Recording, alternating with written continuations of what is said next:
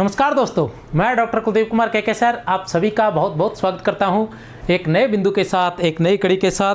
तो साथियों, जैसा कि लगातार चल रहा था और इस बार मैंने आपको वादा किया था कि जो इस बार जो ये क्रम है वो मैं टूटने नहीं दूंगा। तो ये कल सोमवार को हमारा जो था नगेंद्र का टेस्ट 10वां था और आज जो है टेस्ट 11वां होने जा रहा है। तो स्वागत है आप सभी का 11वें टेस्ट में और शुभकामनाएं मेरी तरफ से बहुत बहुत कि आप बहुत अच्छे से कर पाएँ। और वो मैंने आपको बता ही दिया है कि आपको नगेंद्र का हिंदी साहित्य का इतिहास लेकर आना है और आचार्य रामचंद्र शुक्ल का हिंदी साहित्य का इतिहास, ये दोनों किताबें आपको लेकर आनी है। ये दोनों किताबें पूरे विस्तार के साथ आपको यहाँ पढ़ाई जाएगी, पूरे विस्तार के साथ उनके क्वेश्चन आंसर भी करवाए जाएंगे, उनकी पीडीएफ भी दी जाएगी और अब आपको लगातार पीडीएफ भी मिलेगी। ये आपके सामने आप देख रहे हो कि अभी अभी अपने निःशुल्क जो पूरी तरह से ये टेस्ट सीरीज है, इसकी पीडीएफ भी निःशुल्क है, ये टेस्ट भी निःशुल्क है, सभी प्रश्न व्याख्या सहित है और लगभग 200 टेस्ट जो इसमें होने वाले हैं। कितने टेस्ट होने वाले हैं इसमें? लगभग 200 टेस्ट होने वाले हैं इसके अंदर। 200 टेस्ट में से ये आप देख रहे हैं कि 50 टेस्ट जो है, 50 टेस्ट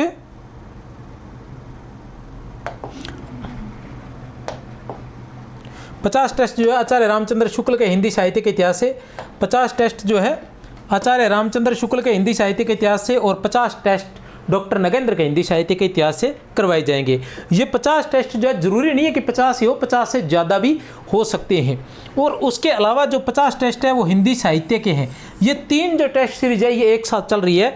सोमवार को और मंगलवार को आचार्य रामचंद्र शुक्ल का टेस्ट, सोमवार और मंगलवार को डॉक्टर नगेंद्र का टेस्ट रहता है।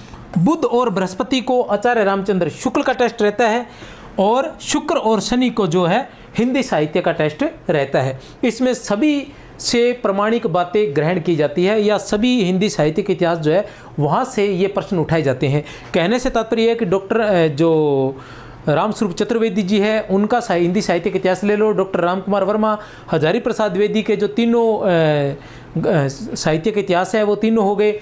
उसके अलावा जो ये धीरेन्द्र वर्मा जी का हिंदी साहित्य कोश है वहाँ से भी, इस तरह से जितने भी बचे हुए हिंदी से, जैसे बच्चन सिंह का हिंदी साहित्य का इतिहास आ गया, गणपति चंद्र गुप्त का हिंदी साहित्य का इतिहास आ गया, यहाँ से प्रश्न उठाए जाते हैं इस टेस्ट के लिए। उसके अलावा 50 टेस्ट व्याकरण के भी आपको मिलेंगे। वैसे ही ये टेस्ट अपने चैनल पर पढ़े भी हैं, व्याकरण के सभी टेस्ट व्याख्या सहित ट्रिक सहित पढ़े हैं, लेकिन ये फिर से करवाए जाएंगे। उसके अलावा 200 कम से कम ट्रिकें बताई जाएंगी और 10,000 वस्तुनिष्ठ प्रश्न करवाए जाएंगे। और इसके साथ साथ जैसे ही कोई भर्ती आएगी, चाहे हिंदी व्याख्याता की भर्ती आए, चाहे वरिष्ठ अध्यापक की आए, उसका भी पूरा का पूरा पाठ्यक्रम यहाँ निःशुल्क करवाया जाएगा। तो आप जुड़ जाइए और पूरा विस्तार से, और ऐसा करवाया जाएगा जैसा आपको सशुल्क भी नहीं करवाया जाता है। तो चलते हैं टेस्ट 11 पर। टेस्ट 11 डॉक्टर नगेंद्र, जो टेस्ट 11 है ये 200 डॉक्टर नगेंद्र का जो हिंदी साहित्य का इतिहास है उसकी पृष्ठ संख्या 200 से लेके 220 तक का है, क्योंकि प्रत्येक टेस्ट जो है 20 पृष्ठों को लेकर होता है। कितने पृष्ठों को? 20 पृष्ठों को लेकर रहता है। 20-20 पृष्ठ करके करवाए जा रहे हैं। अगर कोई साथी अभी तक नहीं जुड़ा है तो वो अब भी जुड़ जाए, क्योंकि पुरानी क्लासें देख सकते हो आप, इसकी पीडीएफ मिलेगी, पीडीएफ को आप पढ़ सकते हो वो नोट्स के रूप में, और पूरा नगेंद्र का हिंदी साहित्य का इतिहास करवाया जाएगा, क्योंकि सभी प्रश्न जो है वो व्याख्या सहित करवाए जा रहे हैं। कुछ बातों को प्रश्नों के रूप में ले लिया जा रहा है, बची बातों को व्याख्या के माध्यम से बताया जा रहा है, और कुछ बातें जो है वो मैं खुद आपको बता रहा हूँ और भी कुछ बातें रहेंगी वो अलग से पीडीएफ के माध्यम से आपको बता दी जाएगी। तो ये पढ़ने के बाद अगर आचार्य रामचंद्र शुक्ल और डॉक्टर नगेंद्र के हिंदी साहित्य के इतिहास से कोई प्रश्न आता है और एक भी विद्यार्थी अगर वो करके आता है तो वो आप में से कोई एक होगा, कोई दूसरा नहीं हो सकता। एक भी प्रश्न, अगर कोई एक भी प्रश्न बचता है, जैसे ऐसा प्रश्न है मतलब आप अगर ये सीरीज करोगे तो एक भी प्रश्न ऐसा नहीं होगा जो आपका छूट जाए, ठीक है? एक भी प्रश्न ऐसा नहीं होगा जो आपका छूट जाए। तो आप एंजॉय कीजिए इस टेस्ट श्रृंखला को, मन लगाकर कीजिए। वो है ना, मैंने यहाँ लिख कर लगा रखा है कि जब मैं काम करता हूँ तो खुद को मजदूर बना लेता हूँ। तो इस तरह से जब तैयारी करें, ये वाकई मेरे नहीं है, ये शाहरुख खान जी के हैं। शाहरुख खान जो है वो कहते हैं, उनके बहुत सारे वीडियो मैंने देखे, वो कहते हैं कि जब मतलब आप तैयारी करने लग गए हैं, जब जिन लोगों को सक्सेस होना है तो फिर मतलब समझौते करने पड़ेंगे, समझौते करने पड़ेंगे, समझौते स्वास्थ्य के साथ करने पड़ेंगे, समझौते अपनों के साथ करने पड़ेंगे, समझौते अपने ख्वाबों के साथ करने पड़ेंगे, अपनी इच्छाओं के साथ करने पड़ेंगे। हर तरह के समझौते तुम्हें करने पड़ेंगे, तब जाकर तुम सक्सेस प्राप्त कर सकते हो। तुम चाहते हो कि हाँ मैं पूरी तरह से स्वास्थ्य का ध्यान रख सकूँ, मैं 8 घंटे सोता हूँ, मैं 8 घंटे पढ़ता हूँ, मैं 8 घंटे अन्य काम करता हूँ, मैं कहीं बीमार ना पड़ जाऊं, मैं ज़्यादा जल्दी नहीं उठ सकता, मैं जल्दी उठूंगा, मैं फिर जल्दी सो जाऊंगा। नहीं, ऐसा नहीं होता है।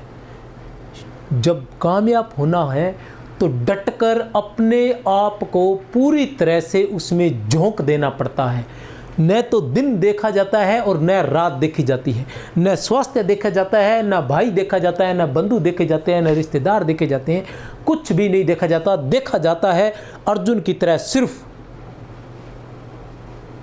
मछली की आंख देखी जाती है, अर्जुन की तरह पक्षी की आंख देखी जाती है, सिर्फ और सिर्फ। तो सिर्फ लक्ष्य पर ध्यान रखा जाता है, और जब लक्ष्य पर ध्यान रहता है तो उसको कामयाब होने से कोई नहीं रोक सकता।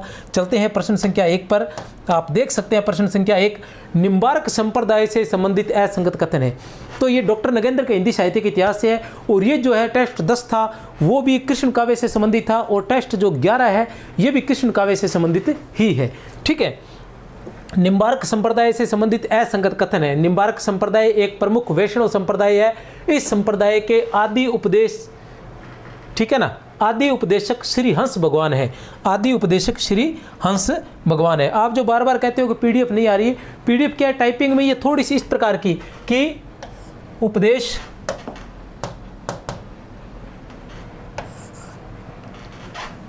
का, ये उपदेशक है, यहाँ का आ गया। तो इस प्रकार के जो नाम मात्र की शाब्दिक त्रुटि है उसी के कारण पीडीएफ में थोड़ा लेट हो रहा है, लेकिन अब वो शाब्दिक त्रुटियां दूर कर दी गई हैं, और जल्द ही, जैसा कि अभी आप ये देख रहे हैं, ये नगेंद्र का टेस्ट 11 है, ये नगेंद्र का टेस्ट 11 है। इसके अंदर आप देख रहे हो ये शाब्दिक त्रुटियां ये मैंने निकाल रखी हैं, कुछ ऐड भी करना होता है, जैसे ये देख सकते हो आप, और ये देखिए ये रहा। ठीक है, तो इस तरह से ये टेस्ट जो है पहले ही तैयार हो जाता है, पीडीएफ की कोई समस्या नहीं है। बस ये जो शाब्दिक त्रुटि है इसके लिए टाइपराइटर की समस्या आ रही है, तो वो थोड़ा सा एडजस्टमेंट नहीं बैठ रहा है। टाइपराइटर जो पुराना है वो उस अलग जॉब कर रहा है साथ में, तो उस हिसाब से कर नहीं पा रहा है, और नया टाइपराइटर अभी मिल नहीं रहा है। तो जल्दी से मैं 1 आध दिन के अंदर ही मैंने अपनी तरफ से सारी जो मेरी कार्यवाही थी वो मैंने पूरी कर दी है। अब जल्दी 1 आध दिन में जैसे ही टाइपराइटर को टाइम मिल जाता आजकल में, मैं ये टेस्ट 11 के पूरी की पूरी पीडीएफ आपको उपलब्ध हो जाएगी, जिसे आप नोट्स के रूप में रख सकते हैं, पढ़ सकते हैं। प्रश्न सिर्फ यहीं से आने वाले, बाहर से आने वाले नहीं है। ठीक है, तो देखते हैं प्रश्न संख्या 1। निम्बार्क संप्रदाय एक प्रमुख वैष्णव संप्रदाय है। जैसा कि मैं आप सभी को बताता हूं, असंगत, ये ध्यान रख लेना है, सबसे पहले इसी पर निशान लगाना है। निम्बार्क संप्रदाय एक प्रमुख वैष्णव संप्रदाय है। इस संप्रदाय के आदि उपदेशक श्री हंस भगवान है। सांप्रदायिक आचार्यों के अनुसार निम्बार्काचार्य भक्ति सूत्र प्रणेता नारद मुनि के शिष्य थे, और इनका प्रारंभ का नाम आरुणि था। वृंदावन में श्री जी की बड़ी कुंज स्थान निम्बार्क संप्रदाय का है। कहाँ? वृंदावन में। कौन सा स्थान? श्री जी की बड़ी कुंज। वृंदावन में श्री जी की बड़ी कुंज स्थान जो है वो निम्बार्क संप्रदाय का है। इस संप्रदाय का तिलक भाल प्रदेश, तिलक जो यहाँ तिलक लगाते हैं ना, वो भाल प्रदेश के नासिका भाग से उदरो भाग तक अर्थात त्रिकुटी तक रहता है। बीच में काली बिंदी रहती है। तिलक की सीधी रेखाओं को कृष्ण और काली बिंदी को राधा माना जाता है। ये तथ्यात्मक जानकारी है, और आपको इसमें से असंगत बताना है। तो असंगत आप लोग अपना उत्तर दे सकते हो। अभी मैं असंगत बता देना चाहता हूँ कि निम्बार्क संप्रदाय एक प्रमुख वैष्णव संप्रदाय है।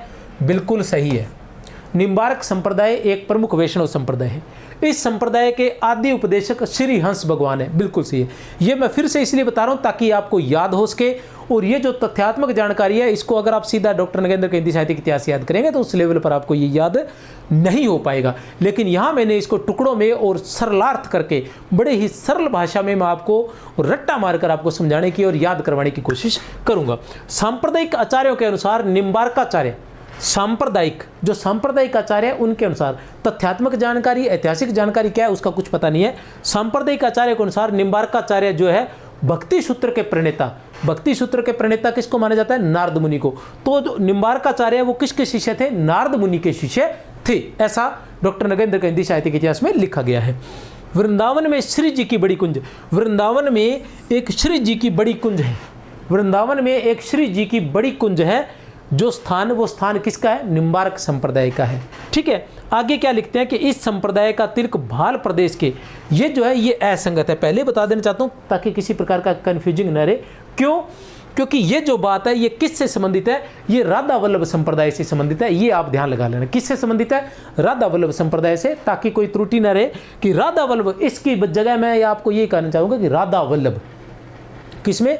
राधा वल्लभ संप्रदाय का, राधा वल्लभ संप्रदाय में, राधा वल्लभ संप्रदाय का तिलक भाल प्रदेश के नासिका भाग से उदरो भाग तक अर्थात त्रिकुटी तक रहता है। जो तिलक होता है किसमें? राधा वल्लभ संप्रदाय में। और इसके बीच में एक काली बिंदी रहती है। क्या रहती है? काली बिंदी रहती है। तिलक की सीधी रेखाओं को कृष्ण कहते हैं। तिलक की जो सीधी रेखाएं हैं उसको तो क्या कहते हैं? कृष्ण। और बीच में जो काली बिंदी रहती है उसको क्या कहते हैं? उसको क्या कहते हैं? काली बिंदी को राधा कहते हैं। याद रख लेना कि तिलक की काली रेखाओं को कृष्ण और बीच में जो काली बिंदी है उसको राधा किस संप्रदाय में कहा जाता है? तिलक की जो सीधी रेखाएं हैं, तिलक की जो सीधी रेखाएं हैं उनको श्री कृष्ण, और उनके बीच में जो काली बिंदी रहती है उसको राधा किस संप्रदाय में कहा जाता है? तो राधा वल्लभ संप्रदाय में कहा जाता है। किस में कहा जाता है? राधा वल्लभ संप्रदाय में कहा जाता है। राधा वल्लभ संप्रदाय के प्रवर्तक कौन थे? हित हरिवंश थे। कौन थे? राधा वल्लभ संप्रदाय के प्रवर्तक कौन थे? हित हरिवंश थे। चलो आगे चलते हैं प्रश्न संख्या 2 पर। ऐसा है प्यारे विद्यार्थियों, बात यह है कि क्लास थोड़ी लंबी रहेगी, लेकिन जो मैं पढ़ाऊंगा वो इतनी आसानी से, मतलब और कोई पढ़ाने वाला नहीं है इस तरीके से। यहाँ पढ़ाया नहीं जाएगा, सिर्फ बताया नहीं जाएगा, ठीक है ना। यहाँ पर क्या करवाया जाएगा? आपको याद करवाया जाएगा एक चीज़ है, और नई चीज़ लेकर यहाँ पर नई से नई चीज़ और अलग तरीके से आपको व्यक्त करने का प्रयास किया जाएगा। वैसे प्रश्नों की अगर बात करें तो प्रश्न मतलब मुझे लग रहा है कि संकुल मार्गदर्शन की किताबों में जितने वस्तुनिष्ठ प्रश्न है उतने शायद ही किसी किताबों में इतने प्रश्न मिलेंगे। हर किताब 10,000, 15,000, 20,000 वस्तुनिष्ठ प्रश्नों से संकलित है, ठीक है। लेकिन मैं उन प्रश्नों को नए लेकर हर बार आपके लिए नए प्रश्न लेकर आता हूँ, नए प्रश्न बनाता हूँ। और डॉक्टर नगेंद्र का सबसे कठिन, मैं एक बार फिर बता देना चाहता हूँ आपको कि सबसे कठिन जो पढ़ना है वो डॉक्टर नगेंद्र का हिंदी साहित्य का इतिहास है, क्योंकि वो बहुत बड़ा है और उसमें प्रत्येक चीज़ को बहुत अलग अलग जगह दी है। आप लाकर 10 बार भी पढ़ोगे तो आपको याद नहीं हो पाएगा, लेकिन मैं यहाँ इस तरीके से पढ़ाऊंगा कि आपको 100 में से 100% याद होगा। प्रश्न संख्या 2 है, निम्बार्काचार्य से संबंधित असंगत कथन है। निम्बार्काचार्य से पहले क्या था? निम्बार्क संप्रदाय से था। पहले किससे संबंधित था? निम्बार्क संप्रदाय से। अभी किसकी बात चल रही है? निम्बार्काचार्य से, निम्बार्काचार्य से, जिन्होंने निम्बार्क संप्रदाय की स्थापना की थी, जिसके बारे में हम पीछे पढ़ चुके हैं, ठीक है ना। जिसका श्री कुंज नामक स्थान, जिसका श्री कुंज नामक स्थान, जो वृंदावन में श्री कुंज नामक स्थान भी है निम्बार्क संप्रदाय का। निम्बार्काचार्य का जन्म दक्षिण में हुआ था, किंतु उनका कर्म क्षेत्र ब्रजमंडल है। निम्बार्काचार्य के अन्य नाम नियमानंद, सुदर्शन तथा आरुणि आदि है। इनके प्रमुख ग्रंथ वेदांत, पारिजात, सौरभ, 10 श्लोकी, श्री कृष्ण स्तवराज, मंत्र रहस्य, षोडशी, ये सिर्फ ये है, मंत्र रहस्य षोडशी, और प्रपन्न कल्पावली है। इनके प्रसिद्ध शिष्य श्री भट्ट माने जाते हैं। अब मैं आपको बता देना चाहता हूँ क्या है, आप अपना उत्तर दे दीजिए, ठीक है।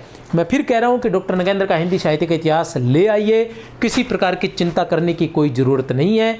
1 महीने या 2-1.5 महीने के अंदर अंदर आपका हिंदी साहित्य का इतिहास जो डॉक्टर नगेंद्र का है वो पूरी तरह से आपको करवा दिया जाएगा, और आपको पता भी नहीं चलेगा कि कब डॉक्टर नगेंद्र और आचार्य रामचंद्र शुक्ल का हिंदी साहित्य का इतिहास आपका कंप्लीट हो गया, ठीक है। निम्बार्काचार्य का जन्म दक्षिण में, निम्बार्काचार्य का जन्म दक्षिण में हुआ था, किंतु उनका कर्म क्षेत्र ब्रजमंडल था। बिल्कुल सही है, यह तथ्य जो है वो बिल्कुल सही है, बिल्कुल सही है।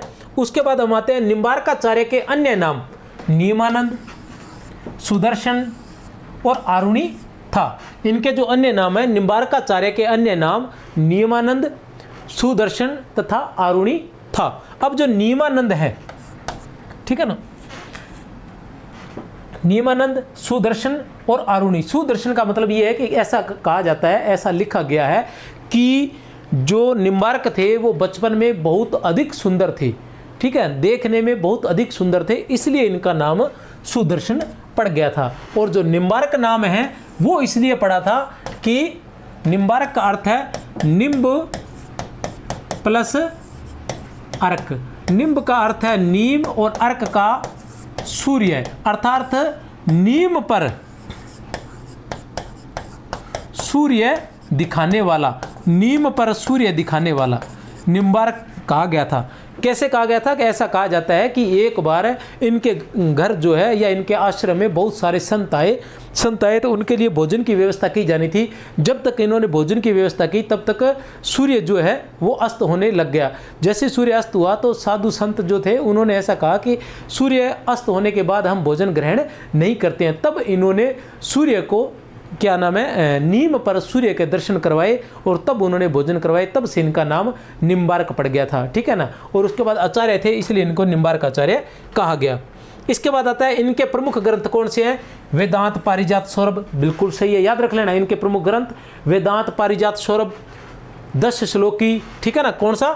10 श्लोकी, श्री कृष्ण स्तवराज, मंत्र रहस्य षोडशी, प्रपन्न कल्पवल्ली, ये सारे इनके प्रमुख ग्रंथ हैं।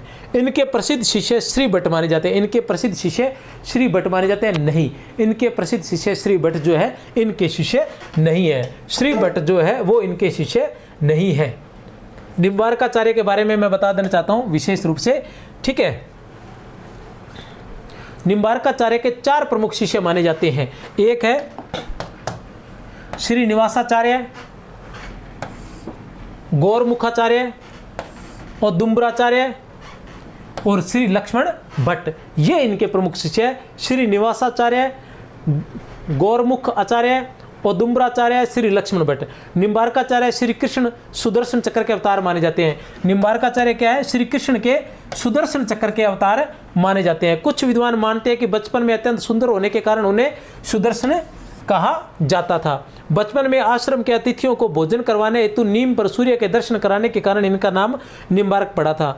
निम्बार्क निम्ब प्लस अर्क, अर्थात नीम पर अर्क सूर्य दिखाने वाला, ये इनका नाम रहा है।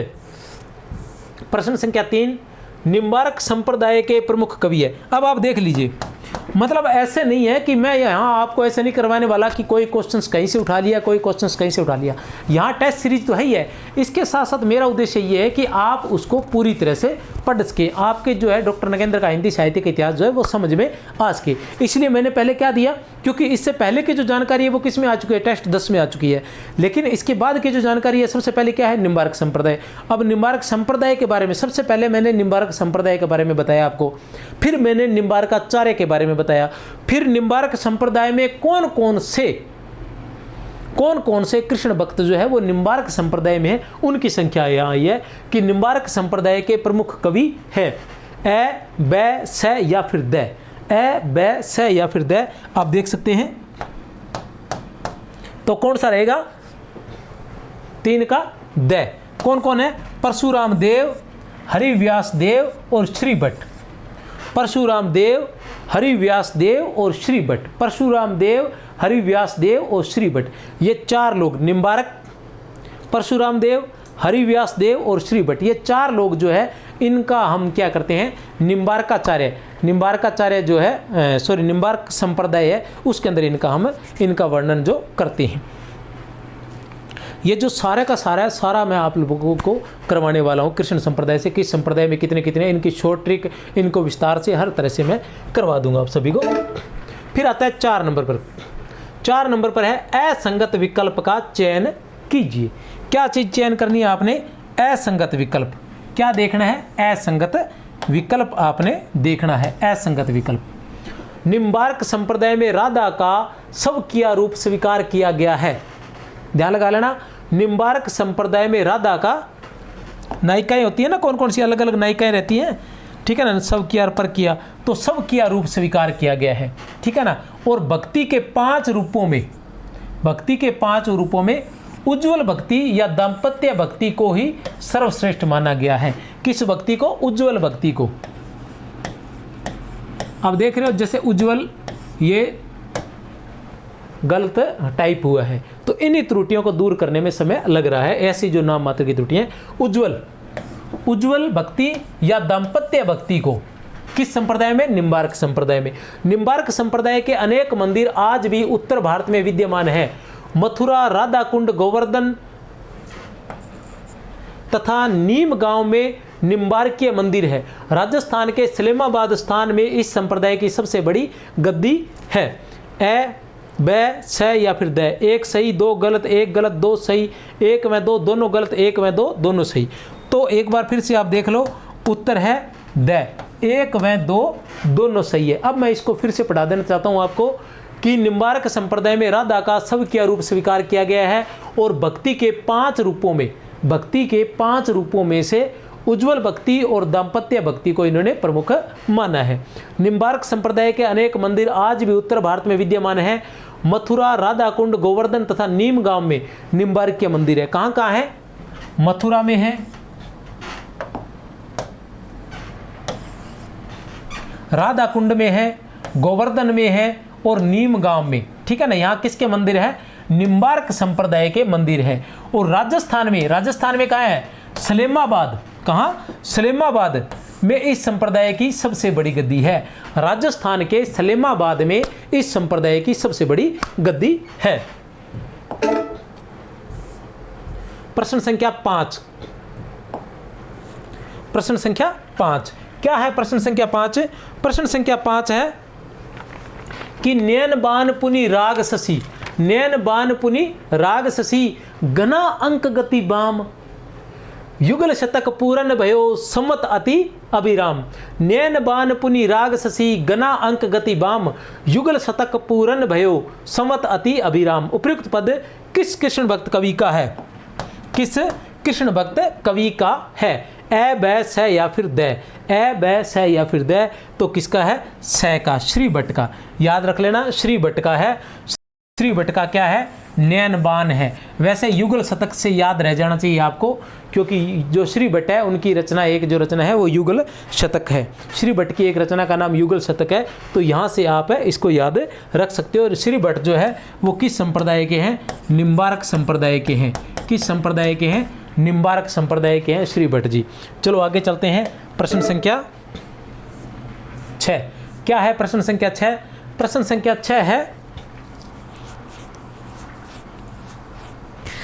किस कृष्ण भक्त को हितु सखी का अवतार माना जाता है? किस कृष्ण भक्त को, किसका? हितु सखी का। किसका? हितु सखी का। सुदर्शन चक्र का अवतार किसको माना जाता है? निम्बार्क को। सुदर्शन चक्र का अवतार किसको माना जाता है? निम्बार्क को माना जाता है। और हितु सखी का अवतार किसको माना जाता है? ए, ब, स या फिर द, ए, ब, स या फिर द, किसको माना जाता है? ए, श्री भट्ट को। किसको माना जाता है? श्री भट्ट को। हितु सखी का अवतार किसको माना जाता है? श्री भट्ट को। श्री भट्ट की कौन सी रचना थी? अभी थोड़ी देर पहले हम देख चुके हैं, युगल शतक थी। कौन सी रचना थी? युगल शतक थी। उसके अलावा श्री भट्ट के बारे में पिछले प्रश्न में हमने क्या पढ़ा था? हमने पढ़ा था, ये पद पढ़ा था इनका,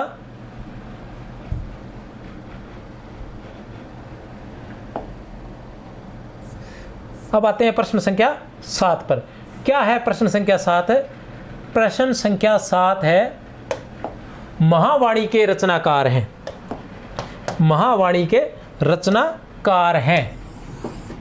ए, ब, स या फिर द, महावाणी के रचनाकार है। महावाणी के रचनाकार द, महावाणी के रचनाकार कौन है? ए, ब, स या फिर द, ए, ब, स या फिर द, तो कौन है? द, हरिव्यास देव।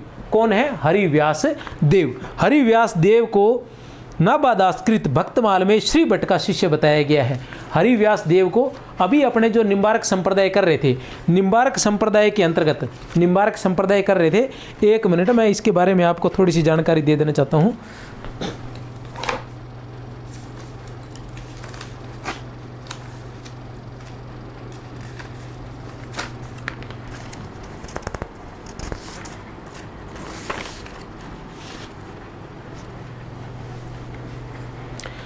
पहले मैंने क्या पढ़ाया आपको, निम्बारक संप्रदाय। क्या पढ़ाया था आपको, निम्बारक संप्रदाय।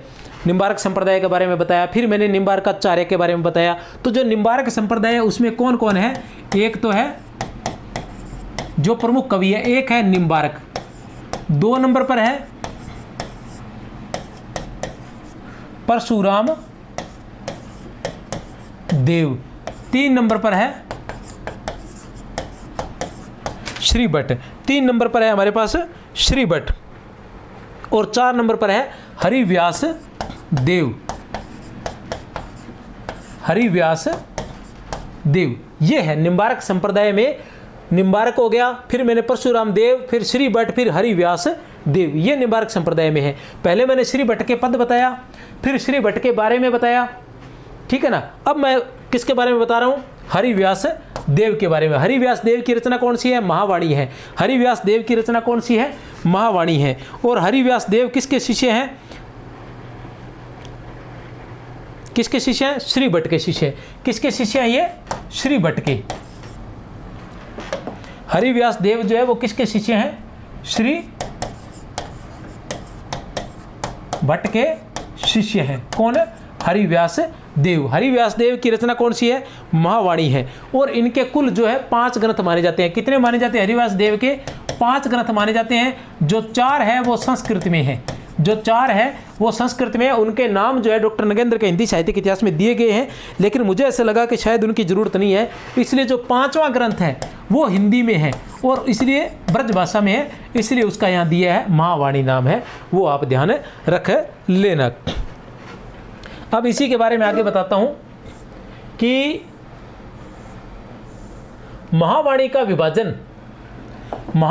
विभाजन कितने सुखों अथवा अध्यायों में हुआ है। जैसे है ना, भी हम अध्याय वगैरह में करते हैं तो अध्याय को अलग अलग भागों में बांट जाता है, कहीं खंड के रूप में बांटा जाता है और कहीं सर्ग के रूप में बांटा जाता है, ठीक है ना। उसी तरह से जो महावाणी रचना है, किसकी रचना है महावाणी, हरिव्यास देव की। किसकी रचना है, हरिव्यास देव की महावाणी रचना है। इसे कितने अध्यायों में बांटा गया है, अध्यायों या सुखों में, अध्यायों या सुखों में। इसके अध्याय का नाम क्या है, सुख। महावाणी के अध्याय का नाम क्या है, सुख है। तो कितने सुखों में बांटा गया है, कितने सुखों में बांटा गया है, इसको 5 सुखों में बांटा गया है। कितने सुखों में बांटा गया है, 5 सुखों में। कौन कौन से वो सुख हैं वो भी मैं बता देना चाहता हूं आपको। महावाणी के 5 सुख कौन कौन से हैं, सेवा सुख, उत्साह सुख, सहज सुख, सिद्धांत सुख, ठीक है, ये जो है ये, और सूरत सुख, ये 5 जो है 5 सुख माने गए हैं। कौन कौन से हैं 5 सुख, एक बार फिर से बता देना चाहता हूं। पहला है सेवा, दूसरा है उत्साह, तीसरा है सिद्धांत, चौथा है सहज,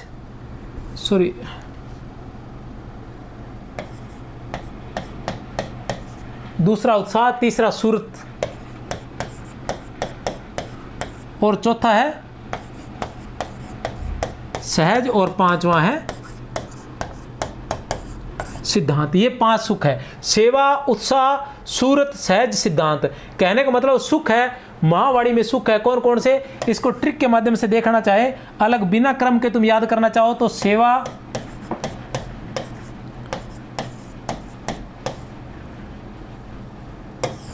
सहज,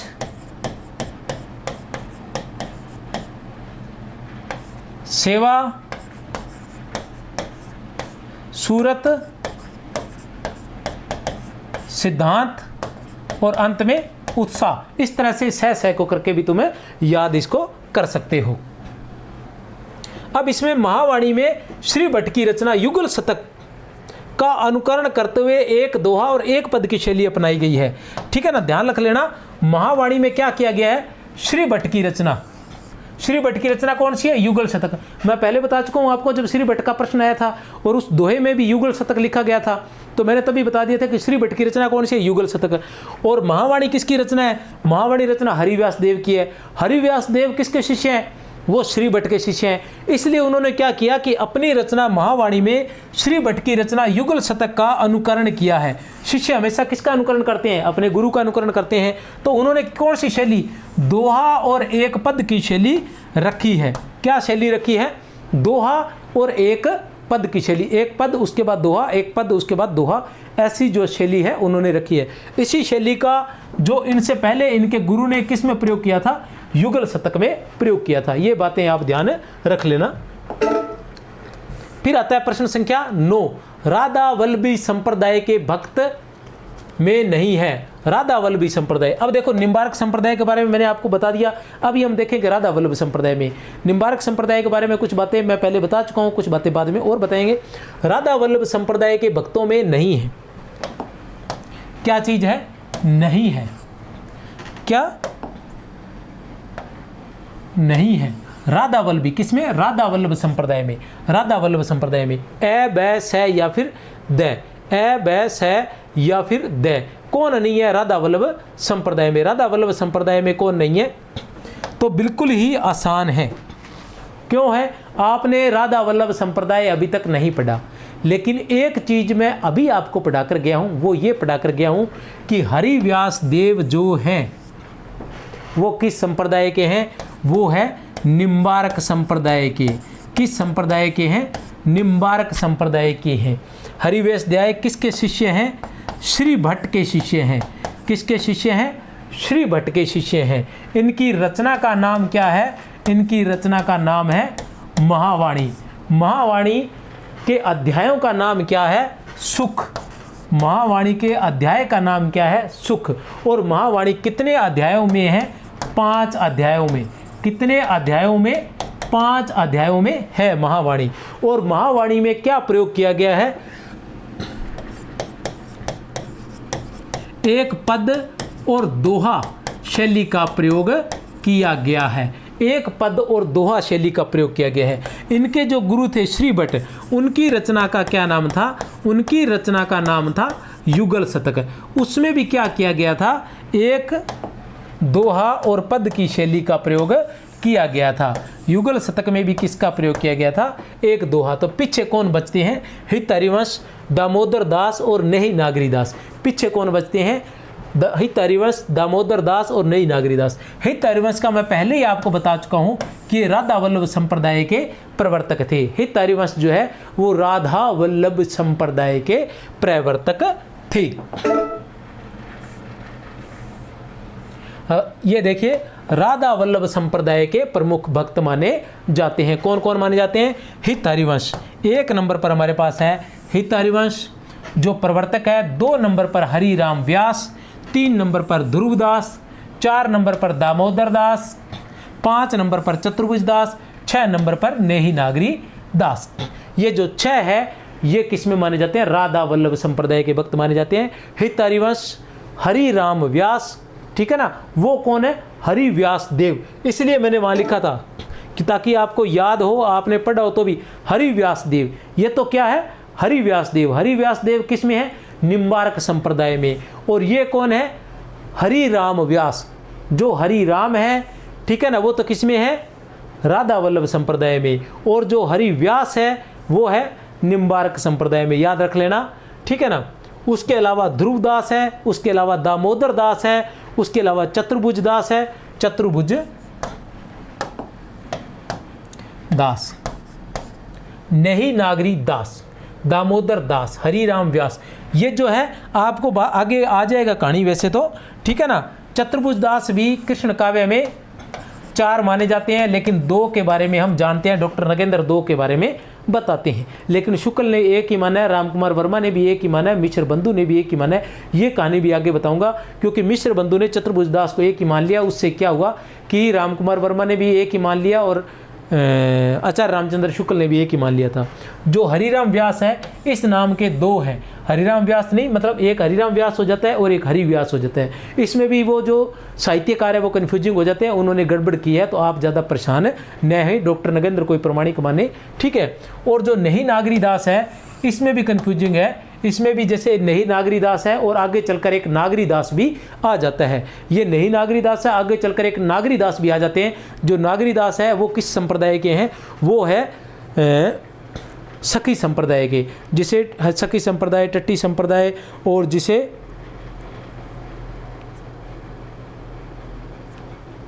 ठीक है ना, एक नाम और भी है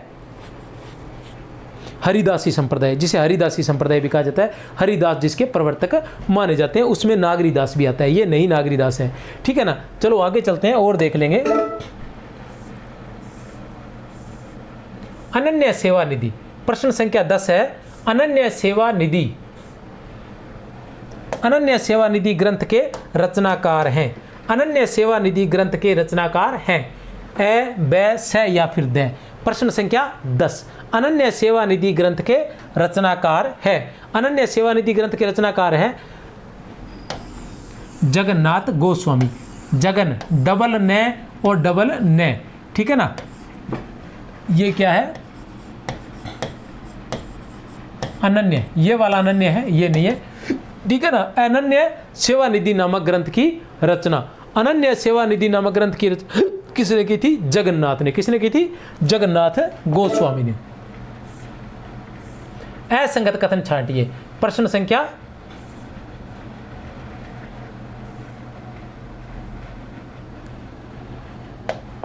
11, प्रश्न संख्या 11, असंगत कथन छांटिए।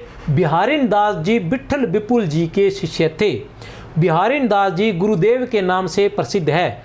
स्वामी हरिदास ने बांके बिहारी की सेवा पूजा जगन्नाथ गोस्वामी को सौंपी थी। व्यासवाणी के रचनाकार दामोदर दास है। असंगत कथन छांटना है। तो प्यारे बच्चों क्या छांटना है? असंगत कथन छांटना है। क्या छांटना है प्यारे बच्चों? असंगत कथन छांटना है। मैं आपको बता देना चाहता हूँ साथ साथ में कि प्यारे बच्चों इसकी जो है एक टेस्ट श्रृंखला प्रारंभ की गई है डॉक्टर नगेंद्र और आचार्य रामचंद्र शुक्ल के हिंदी साहित्य के इतिहास की, और उसका पूरा का पूरा जो टाइम टेबल है वो पहले ही दे दिया जाता है, एक सप्ताह पहले। वैसे तो पहले से टाइम टेबल बना हुआ है, समय सारणी कि किसका कब टेस्ट होगा, लेकिन पीछे कुछ टेस्ट न आने की वजह से थोड़ा गड़बड़ हो सकती है। लेकिन अब जो है प्रत्येक सप्ताह का टेस्ट जो टाइम टेबल है वो दे दिया जाता है कि अगले सप्ताह में किस किस की कौन कौन सी और कब कब क्लासें होने वाली है। वैसे इसके लिए फिक्स है कि सोमवार और मंगलवार को डॉक्टर नगेंद्र का ही टेस्ट होगा। अगर सोमवार मंगलवार को टेस्ट नहीं हुआ तो उन्हीं पृष्ठों का नेक्स्ट सोमवार मंगलवार को होगा, लेकिन होगा सोमवार और मंगलवार को अगर कोई क्लास आएगी तो वो डॉक्टर नगेंद्र के हिंदी साहित्य के इतिहास से आएगी। अगर बुधवार और बृहस्पतिवार को कोई क्लास आएगी तो वो आचार्य रामचंद्र शुक्ल के हिंदी साहित्य के इतिहास से आएगी। और अगर शुक्रवार और शनिवार को कोई क्लास आएगी तो वो संपूर्ण हिंदी साहित्य के इतिहास से आएगी। चलो चलते हैं, बताइए उत्तर, प्रश्न संख्या 11 का उत्तर, ठीक है ना। प्रश्न संख्या 11 का उत्तर तो मैं बता देना चाहता हूं आपको। बिहारीन दास, क्या नाम बताया? बिहारीन दास जी विठल विपुल जी के शिष्य थे। ये बात जो है बिल्कुल सही है, याद कर लीजिए कि बिहारीन दास जी विठल विपुल जी के शिष्य थे। दूसरी बात, बिहारीन दास गुरुदेव के नाम से प्रसिद्ध है, बिल्कुल सही है। ये जो बिहारीन दास जी है ये गुरुदेव के नाम से प्रसिद्ध है, इनके शिष्य जो है वो विठल विपुल जी है। 3 नंबर, स्वामी हरिदास ने, किसने? स्वामी हरिदास ने बांके बिहारी की सेवा, किसकी सेवा? बांके बिहारी। कौन है बांके बिहारी? श्री कृष्ण। कौन है बांके बिहारी? श्री कृष्ण की सेवा पूजा जगन्नाथ गोस्वामी को सौंपी थी। किसको सौंपी थी? जगन्नाथ गोस्वामी को।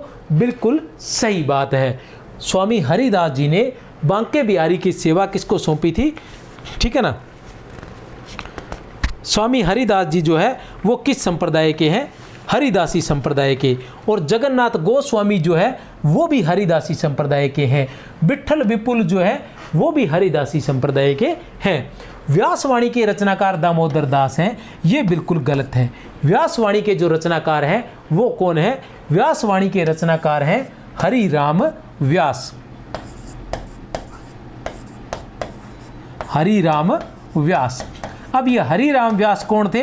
हरिराम व्यास जो थे ये व्यासवाणी के रचनाकार है, और हरिराम व्यास जो है वो राधा वल्लभ संप्रदाय के कवि थे।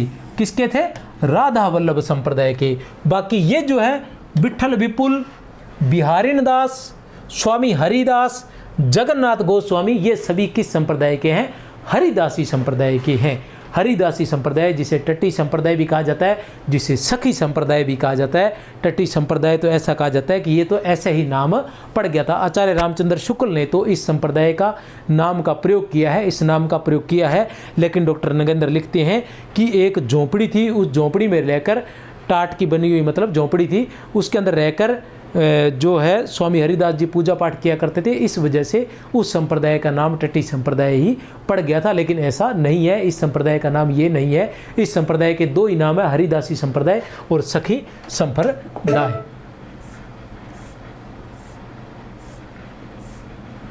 तेरह लाख संडीले उपजे, 13 लाख संडीले उपजे, सब साधुन मिली गटके। ठीक है क्या जी? 13 लाख संडीले उपजे, सब साधुन मिली गटके, सूरदास मदन मोहन वृंदावन को सटके। सूरदास मदन मोहन वृंदावन को सटके। उपयुक्त पद जो है वो किस कृष्ण भक्त कवि का है? राम राय का, सूरदास मदन मोहन का, चतुर्भुजदास का, या फिर सूरदास का? किसका है आप बता सकते हैं बड़ी आसानी से। तो किसका है ये पद जो है वो सूरदास मदन मोहन का है। सूरदास मदन मोहन का है। किसका है ये? सूरदास मदन मोहन का। 13 लाख संडीले उपजे, सब साधुन मिली गटके। ठीक है ना। चलो चलते हैं प्रश्न संख्या 13 पर। क्या है प्रश्न संख्या 13? प्रश्न संख्या 13 है कि टोडरमल ने किस कृष्ण भक्त कवि को कारागार में डाल दिया था जिसे अकबर ने मुक्त करवाया था? टोडरमल ने किस कृष्ण भक्त कवि को कारागार में डाल दिया था जिसे अकबर ने मुक्त करवाया था? ए बैस है या फिर द? ए बैस है या फिर द? ए बैस है या फिर द? तो किसको? सै को, सूरदास मदन मोहन को। ठीक है ना। पिछली कहानी से जुड़ा है कि 13 लाख संडीले उपजे, 13 लाख संडीले उपजे, सब साधुन मिली गटके, सब साधुन मिली गटके, सूरदास मदन मोहन, सूरदास मदन मोहन क्या थोड़ा सटके, मतलब सूरदास मदन मोहन थोड़ा निकलिए। तो कहने का मतलब यह है कि सूरदास मदन मोहन जो थे वो जो वित्त विभाग में किसी क्षेत्र पर या किसी मतलब वित्तीय पद पर थे, लेकिन उन्होंने क्या किया कि जितनी ही मुद्राएं उन्हें प्राप्त हुई वो सारी लेकर सारे साधु मिलकर वहाँ से निकल लिए। तो ऐसी स्थिति में टोडरमल ने उन्हें पकड़कर जेल में डाल दिया था। लेकिन जब अकबर को इस बात का पता चला कि साधुओं में बांटा गया है, क्योंकि अकबर जो है जिसे महान कहा गया है, ठीक है ना, तो वो थोड़े मतलब हिंदू संस्कृति के अनुसार ही थे, थोड़े कह सकते हैं हमें भी दयालु स्वभाव के थे। ठीक है ना। इसे हिंदू संस्कृति से तो न जोड़ा जाए, क्योंकि दयालु स्वभाव का व्यक्ति हर संप्रदाय में या हर धर्म में हो सकता है, विशेष कोई हिंदू धर्म का ही नहीं है। ठीक है। तो अकबर जो है उन्होंने उसको छुड़ा दिया था कि कोई बात नहीं, आप इसे छोड़ दीजिए। कौन थे? सूरदास मदन मोहन।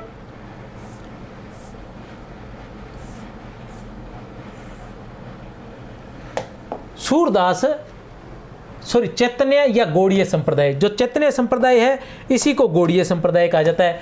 चैतन्य संप्रदाय या गौड़ीय संप्रदाय के प्रमुख कृष्ण भक्त चंद्रगोपाल से संबंधित, किससे? चंद्रगोपाल से संबंधित असंगत कथन छांटना है हमें। क्या छांटना है? असंगत कथन।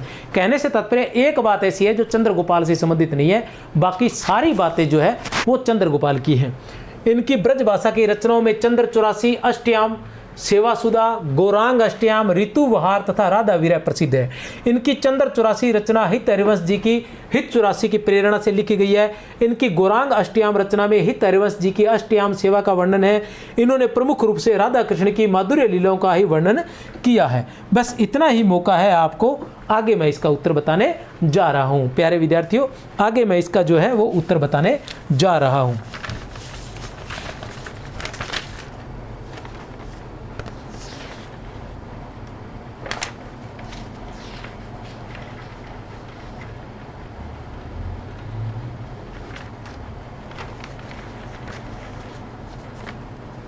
ठीक है। उत्तर की बात करें तो इनकी ब्रज भाषा की रचनाओं में चंद्र 84, ध्यान लगा लेना, इनकी ब्रज भाषा की रचनाओं में चंद्र 84, अष्टयाम सेवा सुधा, गौरांग अष्टयाम, ऋतु विहार और राधा विरह प्रसिद्ध है। बिल्कुल सही है। चाहो तो जैसे ऐसे प्रश्न है, इनकी रचनाओं को आप अपनी कॉपी में अलग से भी लिख सकते हो कि जो चंद्रगोपाल है उनकी रचनाएं कौन कौन सी है। एक नंबर पर है चंद्र 84, दूसरी है अष्टयाम सेवासुदा, तीसरी है गौरांग अष्टयाम, चौथी है ऋतुबहार और 5 नंबर पर है राधा विरह। इनकी चंद्र 84 रचना, इनकी जो चंद्र 84 रचना है वो हित हरिवंश जी की, किसकी? हित हरिवंश जी की हित 84 की प्रेरणा से लिखी गई है, बिल्कुल सही है। इनकी चंद्र 84 जो रचना है वो हित हरिवंश जी की हित 84 की प्रेरणा से लिखी गई है, बिल्कुल सही है। इनकी गौरांग अष्टयाम रचना में, इनकी गौरांग अष्टयाम रचना में हित हरिवंश जी की अष्टयाम सेवा का वर्णन है, तो ये नहीं है। इनकी जो गौरांग अष्टयाम रचना है उसमें चैतन्य महाप्रभु की, किसकी? चैतन्य महाप्रभु की।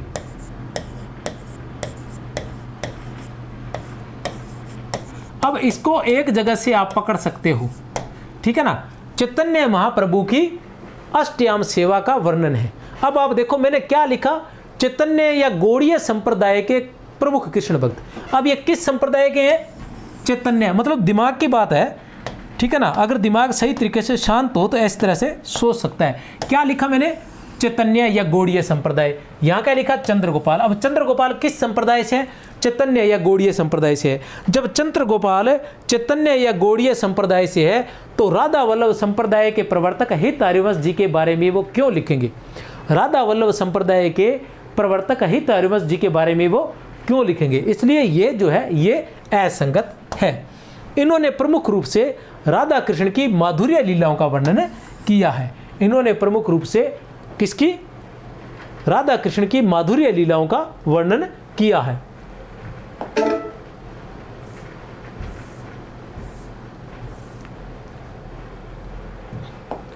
कमल से लोइन ललित अति शोभा देत, कुंवर के संग तो बिराजे कोटि कामिनी। कमल से लोइन ललित अति शोभा देत, कुंवर के संग तो बिराजे कोटि कामिनी। उपयुक्त पद किस कृष्ण भक्त कवि का है? ए बैस है या फिर द? ए बैस है या फिर द? किस कृष्ण भक्त कवि का है? तो ए माधवदास माधुरी का। किसका है? माधवदास माधुरी का। कमल किसका है? माधवदास माधुरी का। कमल किसका है? माधवदास माधुरी का, याद रख लेना। प्रश्न संख्या विशेष, माधवदास माधुरी की रचनाएं जो है, केली माधुरी है जो 1630 ईस्वी में रचित है, वश्यवट माधुरी है जो 1642 ईस्वी में रचित है, वृंदावन माधुरी है जो 1642 ईस्वी में रचित है, श्री माधुरी वाणी भी है, ठीक है। और बता देता हूँ, माधवदास माधुरी की रचनाएं केली माधुरी है जो 1630 ईस्वी में है, वश्यवट माधुरी है जो 1642 ईस्वी में है, वृंदावन माधुरी है जो 1642 ईस्वी में है। इसके अलावा श्री माधुरी वाणी भी है। डॉक्टर नगेंद्र के हिंदी साहित्य के इतिहास में स्पष्ट शब्दों में लिखा गया है कि श्री माधुरी वाणी जो है उसमें इन 3 रचनाओं के अलावा 1, 2 और 3, 1, 2 और 3, इन 3 रचनाओं के अलावा 2-3 और रचनाओं के नाम भी दिए गए हैं, पर वो महत्वपूर्ण नहीं थे, इसलिए मैंने उनको यहाँ पर नहीं लेके आया हूँ। श्री माधुरी वाणी ही महत्वपूर्ण है। करहूँ है गोरचंद स्नान, करहूँ है गोरचंद स्नान, शीतल जल निर्मल सो सुंदर सरबस कृपा निदान। उपयुक्त पद किस कृष्ण भक्त का है? ए बैस है या फिर द? ए बैस है या फिर द? किस कृष्ण भक्त कवि का है? तो ये है चंद्र गोपाल का। किसका है? चंद्र गोपाल का। ध्यान लगा लेना आप। चैतन्य संप्रदाय के राम राय के गुरु थे। अब चैतन्य संप्रदाय के भक्त है। किस संप्रदाय के? चैतन्य संप्रदाय के। चैतन्य संप्रदाय मतलब गौड़ीय संप्रदाय। चैतन्य महाप्रभु इसके प्रवर्तक थे। क्या है? राम राय है। राम राय के गुरु कौन थे? राम राय के गुरु कौन थे? ए बैस है या फिर द? ए बैस है या फिर द? तो चैतन्य संप्रदाय के राम राय के गुरु थे विठलनाथ। कौन थे? विठलनाथ। ध्यान लगा लेना।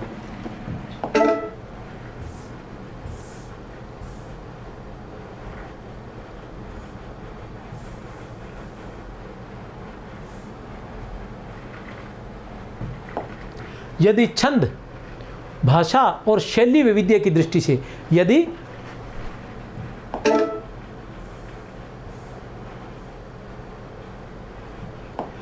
छंद, भाषा और शैली वैविध्य की दृष्टि से इनकी रचना पर विचार किया जाए तो निसंदेह ये रीतिकाल और भक्ति काल के कवियों की श्रृंखला जोड़ने वाले रस सिद्ध कवि माने जाएंगे। उपयुक्त कथन किस कृष्ण भक्त कवि के लिए आया है? बहुत ही महत्वपूर्ण है, एक बार फिर से बात कर लेते हैं हम। यदि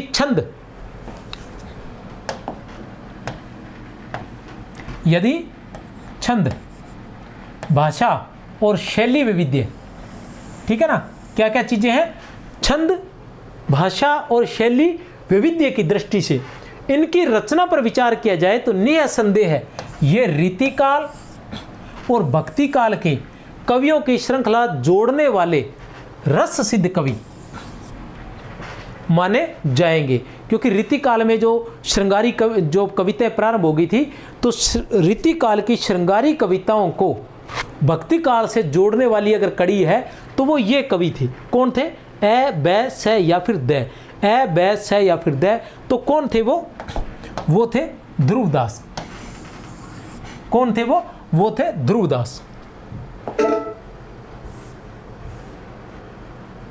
ध्रुवदास की रचनाओं की संख्या, ध्रुवदास की रचनाओं की संख्या से संबंधित असंगत कथन है।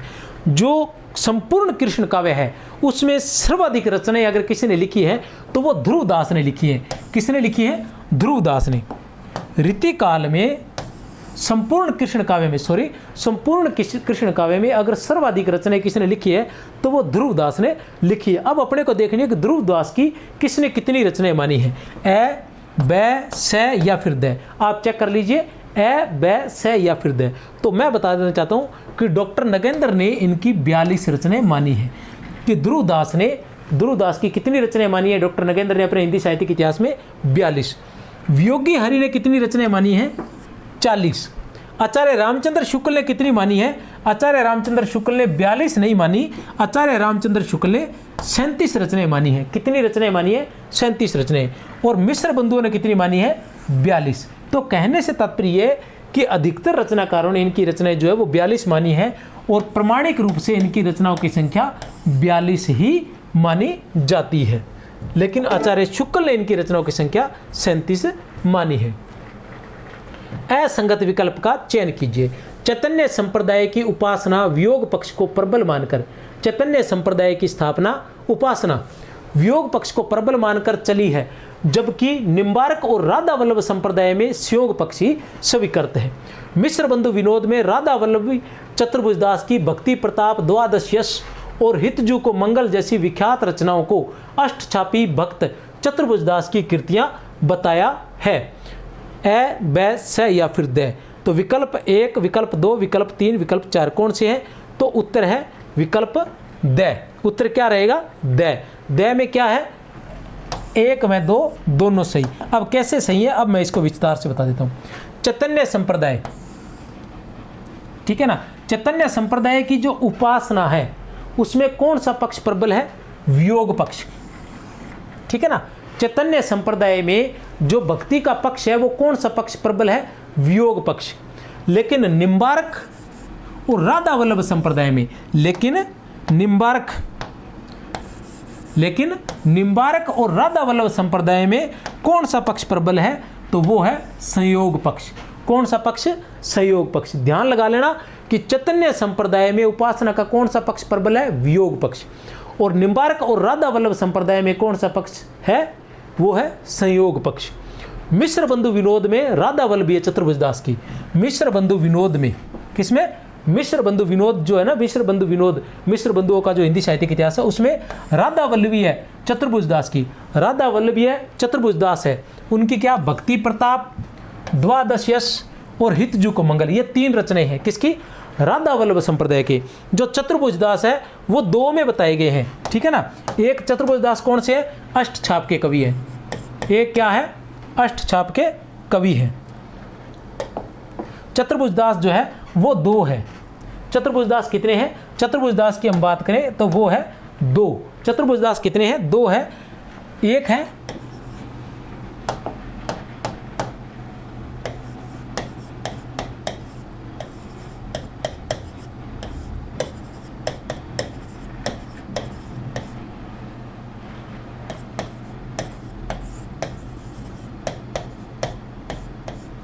चतुर्भुजदास और दूसरे हैं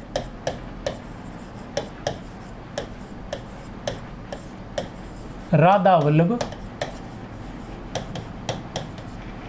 संप्रदाय के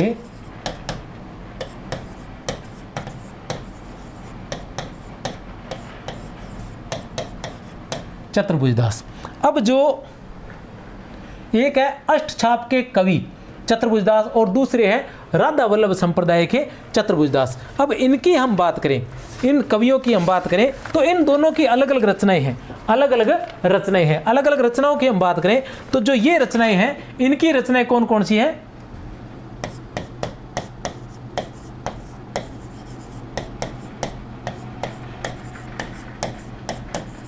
चतुर्भुज कीर्तन संग्रह 2 नंबर पर,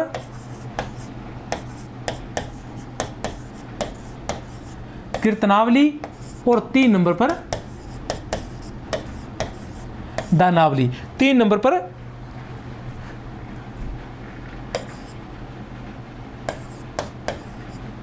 दान लीला, दानावली नहीं है, दान लीला है। और इनकी बात करें चतुर्भुजदास की, जो ये राधा वल्लभ संप्रदाय के चतुर्भुज है, इनकी है द्वादश यश, द्वादश यश। दूसरी है भक्ति प्रताप यश। तीसरी है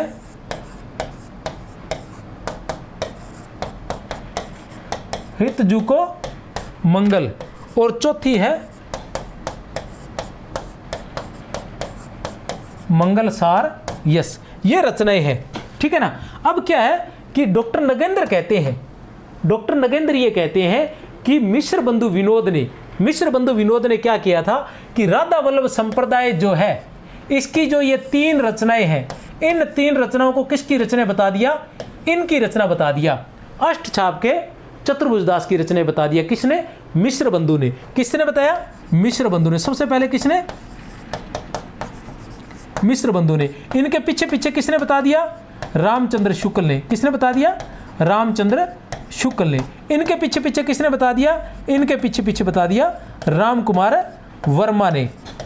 इनके पीछे पीछे राम कुमार वर्मा ने। मतलब इन्होंने क्या किया कि राधा वल्लभ संप्रदाय की जो रचनाएं है चतुर्भुजदास की, द्वादश यश, भक्ति प्रताप है, हितजू को मंगल है, इन रचनाओं को अष्टछाप के कवि चतुर्भुजदास की रचनाएं बता दिया है, जो गलत है, ठीक है ना। और किसने? मिश्र बंधु ने, रामचंद्र शुक्ल ने और इन्होंने। ये रामचंद्र शुक्ल है मेरे पास, इसमें ये स्पष्ट लिखा गया है चतुर्भुजदास है, पृष्ठ संख्या 130 है। चतुर्भुजदास की रचनाएं बताई गई है द्वादश यश, भक्ति प्रताप यश और हितजू को मंगल। ये जो चतुर्भुजदास है ये किसके? कुम्भनदास जी के बेटे थे, जो किस काल के हैं? अष्टछाप के कवि माने जाते हैं। तो इस प्रकार हमें ध्यान रखना है।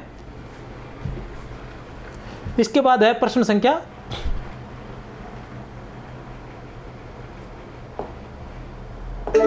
21।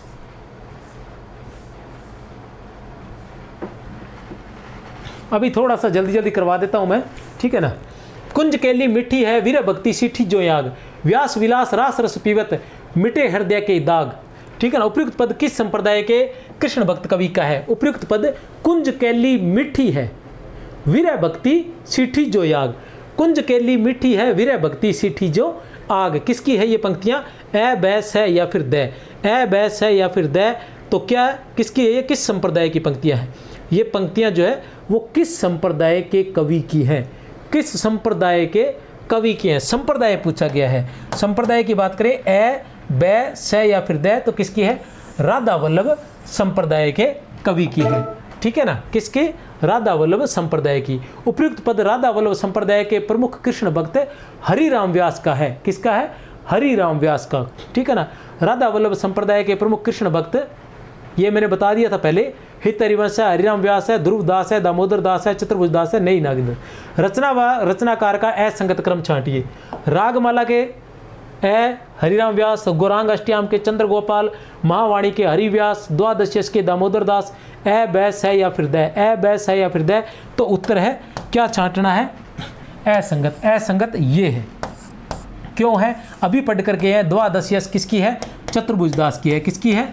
चतुर्भुज दास की है। कौन से चतुर्भुज दास की है? राधा वल्लभ संप्रदाय वाले। किसकी है?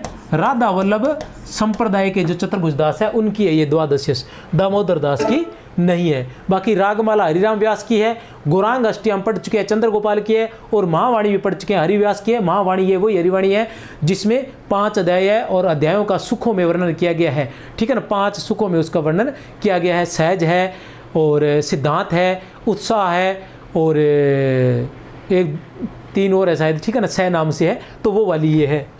23 नंबर प्रश्न, बड़ो अभाग्य अनन्य सभा को उठी गयो ठाट सिंगार। बहुत ही महत्वपूर्ण पंक्ति है, आपको ध्यान होनी चाहिए। बड़ो अभाग्य अनन्य सभा को उठी गयो ठाट सिंगार। उपयुक्त कथन राधा वल्लभ संप्रदाय के प्रवर्तक हित हरिवंश के निधन पर, किसके, हित हरिवंश के निधन पर किसने कही थी? ए बै स या फिर द, ए बै स या फिर द। बड़ो अभाग्य अनन्य सभा को उठी गयो ठाट सिंगार, किसकी है ये? 23 नंबर, ए बै स या फिर द। तो किसने कहा था? हरिराम व्यास ने। किसने कहा था? हरिराम व्यास ने। किसके? हित हरिवंश की मृत्यु पर। किसके? हित हरिवंश की मृत्यु पर। जैसे विठलनाथ ने कहा था ना सूरदास के लिए कि पुष्टि मार्ग को जहाज जात है, जाको कछु लेनो हो सो लो ले, मतलब कि पुष्टि मार्ग को जहाज जा रहा है। किसके लिए कहा था? सूरदास की मृत्यु पर। किसने? विठलनाथ जी ने, ठीक है ना। उसी तरह हित हरिवंश के निधन पर हरिराम व्यास ने कहा था। हित हरिवंश की मृत्यु पर हरिराम व्यास ने कहा था। राधा वल्लभ संप्रदाय, किसमें? राधा वल्लभ संप्रदाय में।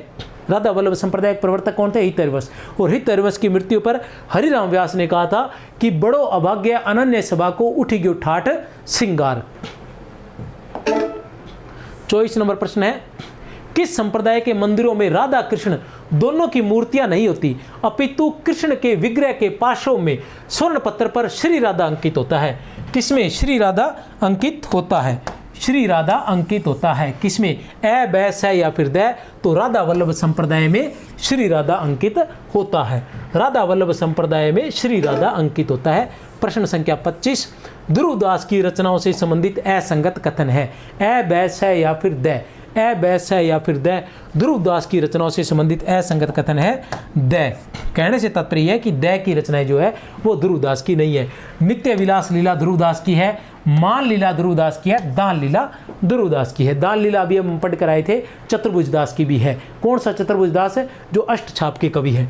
जीव दशा लीला भी है, वैदिक ज्ञान लीला भी है, मन शिक्षा लीला भी है, ब्रज लीला भी है, जुगल ध्यान लीला भी है, न्याय मंजरी भी लीला है। इनकी जो 42 रचनाएं हैं उनकी लिस्ट आपको दे दी जाएगी, और उन 42 जो रचनाएं हैं उनमें अधिकतर जो रचनाएं हैं वो लीला नाम से ही है।